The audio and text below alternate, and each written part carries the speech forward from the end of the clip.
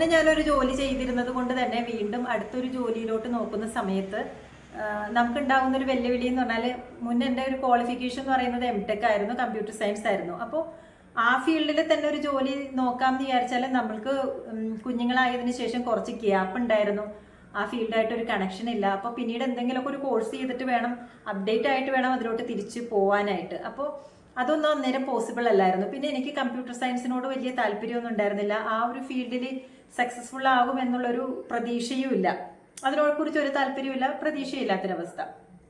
പക്ഷേ what is next അങ്ങനത്തെ ഒരു ക്വസ്റ്റ്യൻ ഉണ്ട്, പക്ഷെ അതിൻ്റെ ആൻസറും അറിയാൻ പാടില്ല.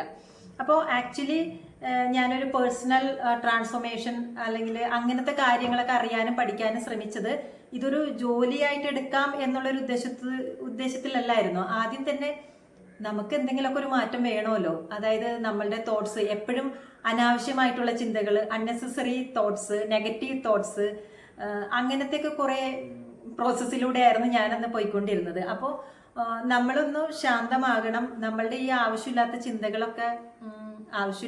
എന്ന് പറഞ്ഞാൽ ആ സമയത്ത് നമുക്കത് ആവശ്യമുള്ള ചിന്തകളാണ്, പക്ഷേ അത് നമ്മളെ ഒരിക്കലും ഗ്രോ ചെയ്യാനായിട്ട് ഹെൽപ്പ് ചെയ്യുന്നില്ലല്ലോ. അപ്പോൾ എനിക്ക് തന്നെ കുറച്ച് മാറ്റങ്ങൾ വേണം. കാരണം നമ്മൾ മൊത്തത്തിൽ നമ്മുടെ ചുറ്റുപാടുമുള്ള ആളുകളെ മാറ്റം വരുത്തിയിട്ട് നമുക്ക് പ്രയോജനമൊന്നുമില്ല. അങ്ങനെ മാറ്റം വരുത്താൻ പറ്റിയില്ല. നമുക്ക് എപ്പോഴും നമ്മളെ തന്നെയല്ലേ മാറ്റം വരുത്താൻ പറ്റുള്ളൂ. സോ